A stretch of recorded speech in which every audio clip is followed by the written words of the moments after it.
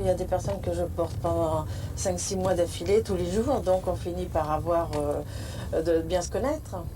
Et puis de se faire des confidences, et puis de voir un petit peu comment tout le monde se passe. Il y a les moments de découragement, les moments d'inquiétude, les moments d'espoir, et tout ça qui entre en jeu, quoi. Donc on partage un petit peu tous ces moments-là.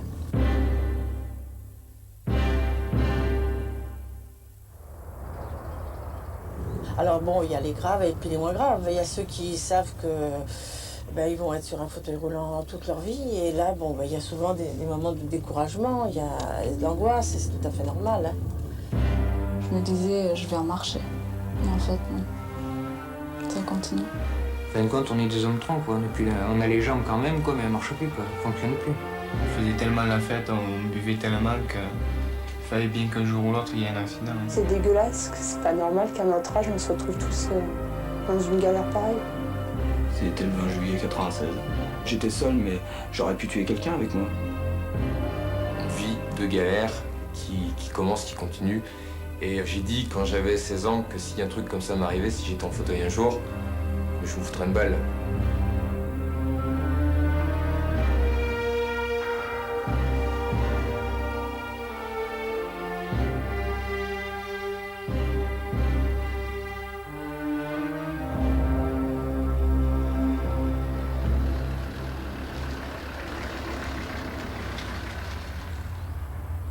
Ce centre accueille à ce jour 31 blessés médulaires, pour la plupart issus d'une longue période d'hospitalisation. Entourés de médecins, d'infirmières, de kinésithérapeutes, ils luttent quotidiennement dans le but de réduire les séquelles d'un accident grave.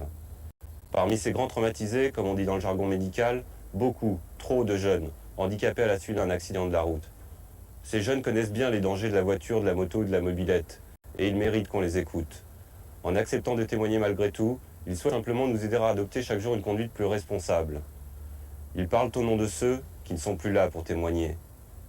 Enfin, ils répètent à qui veut l'entendre qu'un accident est, qu'on le veuille ou non, si vite arrivé.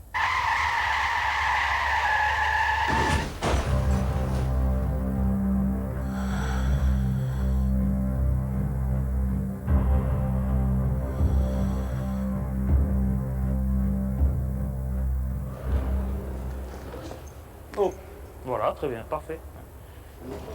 J'avais un repas chez un ami, et puis j'ai bu assez, même beaucoup. Et puis au retour, j'ai roulé très vite. Je roulais à 180 quand même. Ce qui fait que j'ai eu un accident, j'étais éjecté, et j'étais tapé dans un tas de bois, ce qui m'a rendu paraplégique. T'as vu beaucoup bu, tu dis beaucoup. J'avais 1,42 g. J'étais bouché. Ça faisait 6 mois que j'avais eu mon CAP. C'était un boulot qui me plaisait, ça. Et puis, quand l'accident est arrivé, j'étais à 200 mètres du travail. Juste à traverser le pont, à tourner à droite, et j'étais revenu. Mais j'ai pas traversé le pont. Je me suis arrêté avant. Quand je suis arrivée, en fait, l'une des premières personnes que j'ai vues, c'était un mec qui était entièrement tout brûlé. Plus d'oreilles, plus de cheveux, plus de nez non plus. C'est impressionnant. Donc là, tu te dis, j'ai eu quand même de la chance. De la chance. Pas facile à dire quand on connaît les conséquences de la paraplégie et de la tétraplégie. C'est un traumatisme qui est grave parce qu'il va s'inscrire de façon brutale et le plus souvent malheureusement de façon irréversible dans l'histoire de l'adulte jeune. Au niveau corporel, il va y avoir une lésion au niveau de la moelle qui va entraîner une paralysie, imposant le plus souvent à ces personnes le déplacement en fauteuil roulant, des troubles de la sensibilité qui vont les amener à avoir une hygiène de vie relativement stricte pour éviter les apparitions des escarres. Et puis surtout, au-delà de ça, des troubles de la fonction éliminatoire au niveau urinaire, intestinal et de la fonction génito-sexuelle.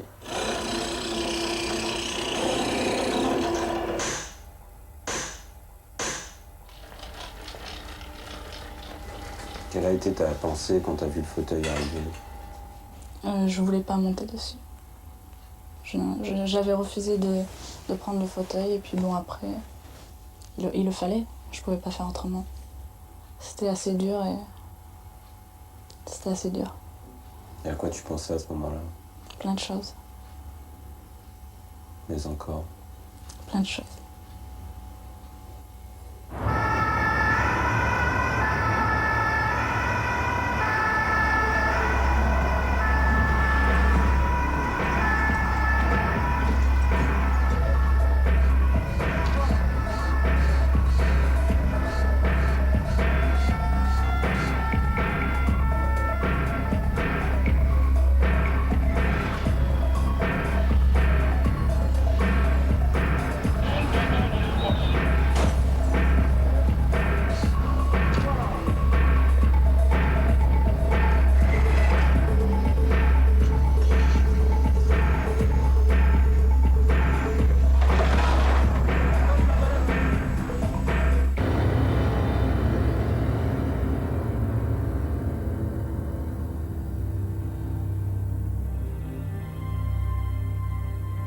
Un accidenté sur 4 a moins de 25 ans.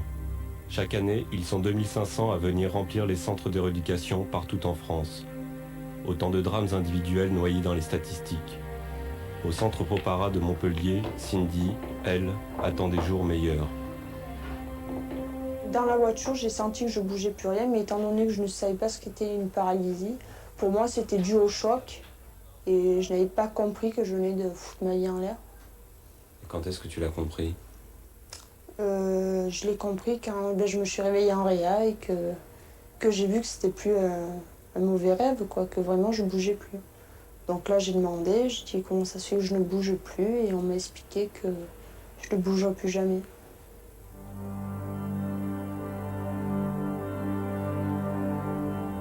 Chaque mouvement que n'importe qui fait naturellement et sans s'en rendre compte, pour moi c'est rayé, quoi.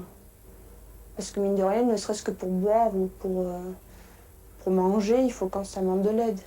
Qu'est-ce qui est le plus difficile aujourd'hui au niveau de ton autonomie ? C'est de ne pas avoir d'indépendance. C'est-à-dire être obligé d'être dépendant constamment de tout le monde. Pour tous les actes de la vie quotidienne ? Pour tout. Pour la toilette, pour ce qui est très dur. Quand, je dirais, chaque humain a une fierté, a son intimité. Je dirais, quand on se retrouve dans ma situation, il n'y a plus d'intimité. Je veux dire, ça, c'est fini, quoi. Il ne vaut mieux pas être pudique, quoi. Si vous l'êtes, quoi, on vous met vite au pli, quoi.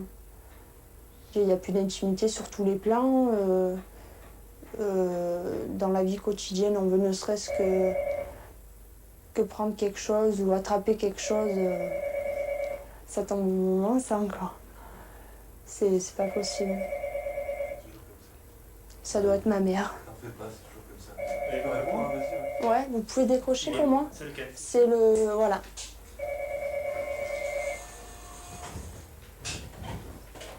Hop, je sais pas s'il ira jusqu'au bout. Merci. Allô ? Oui. Oui, je savais que c'était toi. La main droite, là, pour l'instant, tu peux pas l'utiliser du tout. Je peux rien faire. Hein. Ouais. Je peux pas aider, rien. Tu sens des trucs qui reviennent un peu à droite ou pas pour l'instant là ? Un petit peu, là. J'arrive à faire ça, mais bon, ça m'est pas utile pour quoi que ce soit. Bon, pour manger, ça va, mais bon, le problème, c'est pour couper. Par exemple, de la viande ou quoi que ce soit, bon, mais faut que quelqu'un toujours soit là pour me le couper. Alors, des fois, je vais au restaurant. Je suis un peu gêné que bon, la personne qui mange avec moi doit se lever, prendre mon assiette, me couper la viande. J'ai l'impression de me revoir quand j'avais 5 ans, que c'est ma mère qui me le faisait.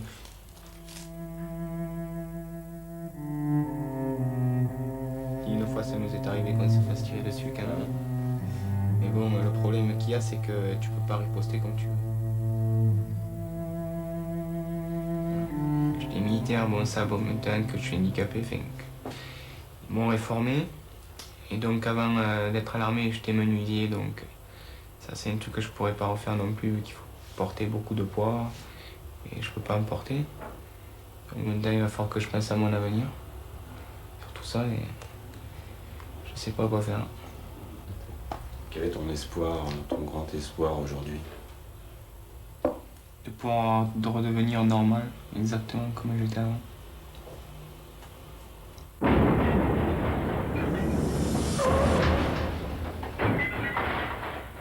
L'accident est en fait un traumatisme, il n'est pas que physique, il est aussi mental. C'est un brouillard noir. Le patient ne saisit pas toujours ce qui lui arrive. Il est envahi par des tuyaux, par une gesticulation de spécialistes diverses. Il arrive ici, je dirais, déjà avec quelques tuyaux en moins, mais toujours nécessitant des soins. Il commence dans une unité comme la nôtre à découvrir le problème, sans le situer complètement, par le fait qu'il voit d'autres patients sur un fauteuil. Mais il lui faudra désormais plusieurs mois, pour comprendre, saisir la situation. C'est ce que nous qualifions de façon un peu très généraliste, faire le deuil. Qu'est-ce que pour vous, justement, faire le deuil? Faire le deuil, pour moi, c'est accepter sans accepter. C'est accepter parce que nous sommes censés nous réinsérer à la vie. C'est-à-dire être à la hauteur de pouvoir assumer la vie avec toutes ses contraintes. Mais je dis non accepter parce que il est dur pour un être humain d'accepter une situation figée. Une situation, je dirais, sans retour. 8 morts, 10 blessés graves, dont 2 dans un état critique. 8 morts dans un enchevêtrement de tôle et la circulation. Une centaine de véhicules sont entrés en Monsieur, bonsoir. Un carambolage a fait Cette autoroute est réputée dangereuse. Un bilan très lourd, dû à la violence de ce moment. Les secouristes ont averti le Gitor. Nous avons vu un carambolage mortel de la mort.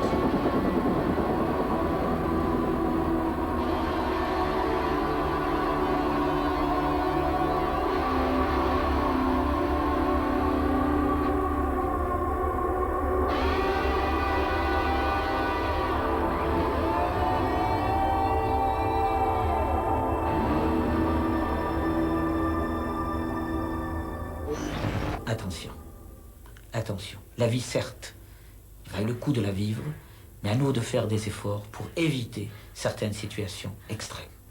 Et l'information est un élément important.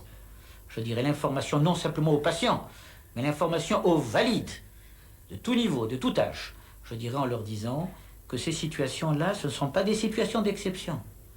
Ce sont des choses qui peuvent arriver à nous tous, à tout moment.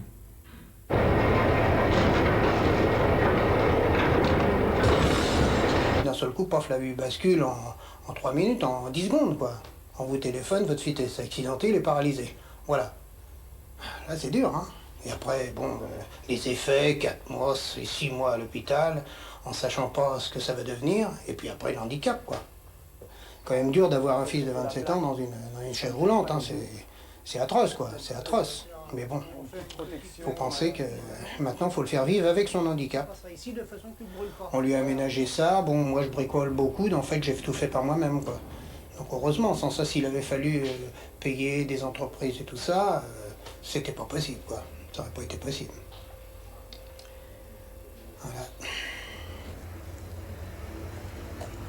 Quand je suis rentré chez moi, en fait, j'étais quand même content parce que je lâchais 8 ou 9 mois d'hospitalisation, dont 6 mois assez lourds. Et à la fois, j'étais confronté pour les premières fois à ma vie, voir ce qu'elle allait être dans le futur, au fait que je me retrouvais tout seul le soir, même des fois dans l'après-midi,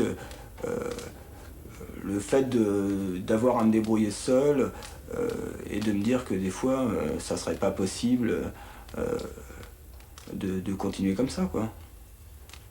En fait, ce qui me fait peur, c'est que maintenant, je suis un peu dans un monde parallèle, en fait. Il y a mon monde, le monde de la paraplégie, en gros, et puis le monde réel, dehors, les gens qui bougent à des vitesses dingues, tout va vite, et moi, je suis lent.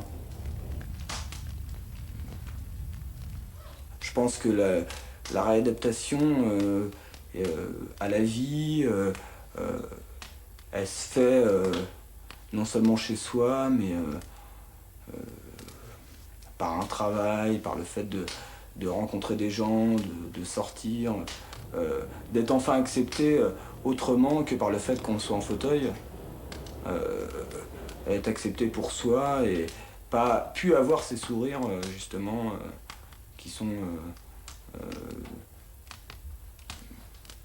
de la compassion, voire de la pitié.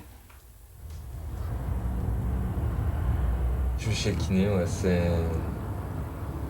ma nouvelle vie, c'est 5 jours par semaine, ça me prend 3-4 heures avec les déplacements sur Paris. Et c'est pas spécialement intéressant, mais c'est nécessaire. Ça me fait du bien et j'attends et j'y vais et j'organise tout autour de ça. Et c'est pas tout à fait comme ça que j'envisageais les années à venir, mais là maintenant je suis bien obligé de voir les choses en face. Ouais, je vais faire du kiné pendant quelques années, quoi. L'important c'est de me donner quelque temps les moyens de me rapprocher de ce que j'étais, de récupérer ce qui peut être récupéré, de souffrir moins. Et je m'attends pas au coup de baguette magique qui me remet sur mes jambes et qui efface ce qui s'est passé. Eh ouais.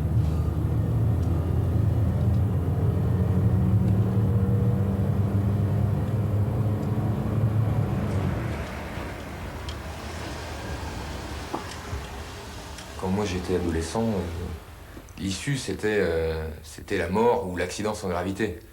Et je pense que les jeunes d'aujourd'hui c'est pareil. Ils n'imaginent pas que derrière un accident, il peut y avoir un handicap lourd à vivre, à gérer et qui bouleverse complètement votre vie. Et c'est pas seulement la mort qui est quelque part assez simple, ni un bras cassé, une jambe cassée. C'est une vie de galère qui commence, qui continue. Et les jeunes, je leur dis, mais vous exposez pas plus que vous n'êtes déjà exposés, quoi. Donc c'est un minimum de choses. C'est pas rouler sans casque, c'est arrêter de flamber devant les minettes, parce qu'en fauteuil, on flambe moins déjà. Et ouais, voilà, quoi.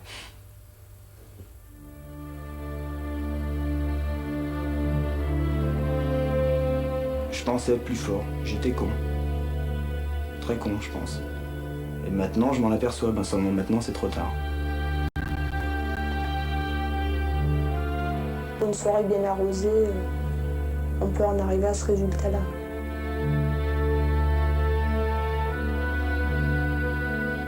Ça provient pas, quoi. On est jeune, on est en pleine santé, et puis il suffit qu'un chauffard me fauche, puis voilà ce qui arrive, quoi. Tant que ça leur est pas arrivé, ils comprendront pas. C'est si vite arrivé un accident que après t'en souffres beaucoup et passe attention.